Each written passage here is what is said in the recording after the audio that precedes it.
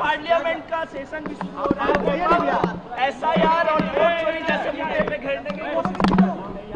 Parliament का session और बिहार विधानसभा का सत्र दोनों की शुरुआत होने जा रही है और दोनों जगह एनडीए ने जिस मजबूती के साथ अपनी उपस्थिति दर्ज की है, ऐसे में अगर मैं बिहार की बात करूं तो ये शुरुआत होगी उन वादों को पूरा करने की जो चुनाव प्रचार के दौरान एनडीए के द्वारा, हमारे नेताओं के द्वारा, हम लोगों के द्वारा जो वादे किए गए थे, संकल्प पत्र में जिन बातों का जिक्र हम लोगों ने किया था।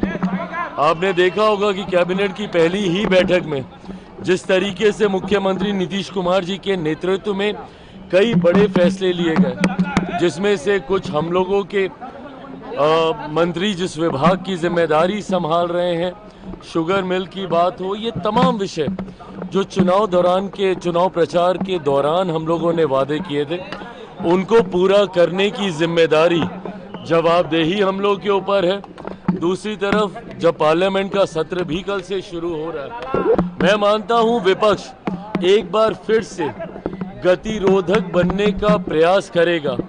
जिस तरीके से मॉनसून सत्र में बाधा डालने का प्रयास विपक्ष के द्वारा किया गया, उनके पास सिर्फ एक ही लक्ष्य अब रह गया है कि ना वो काम करेंगे ना किसी को काम करने देंगे।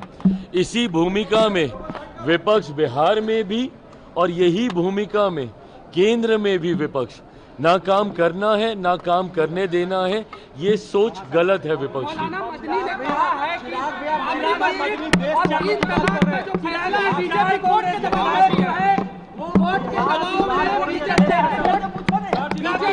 बीजेपी के दबाव में कोर्ट ने ये फैसला लिया, बाबरी मस्जिद और दबाव में है, बीजेपी के दबाव में फैसला लिया। अगर आप न्याय प्रणाली पर भी भरोसा नहीं करेंगे तो ये गलत है ना। आप देश को आप अराजकता में नहीं लेके जा सकते। कानून व्यवस्था जिसके ऊपर और कोई नहीं है, कानून के सामने हर कोई एक बराबर है और भारत में कानून का राज चलता है। न्याय प्रणाली पर भी अगर कोई भरोसा नहीं करेगा तो इस सोच के बारे में कुछ नहीं कहा जा सकता।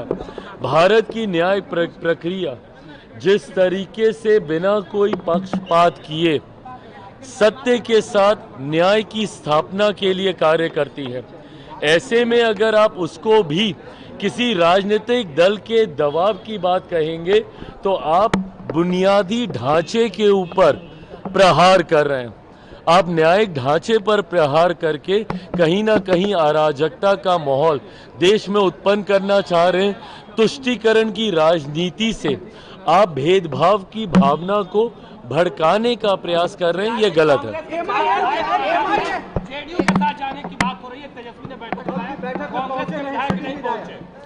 देखिए, मुझे नहीं पता कि कौन किसके साथ जाने की सोच रख रहा है, नहीं रख रहा है। एनडीए अपने में इतना ज़्यादा मजबूत है, 200 से ज़्यादा सीटें जीतकर हम लोग का गठबंधन है। ऐसे में मैं ज़रूर मानता हूं कि कई ऐसे विधायक हैं जिनको इस बात का एहसास है कि संभवतः एनडीए के साथ जुड़कर ही वो अपनी सोच या बिहार के विकास को या अपने क्षेत्र के विकास को वो गति दे पाएंगे।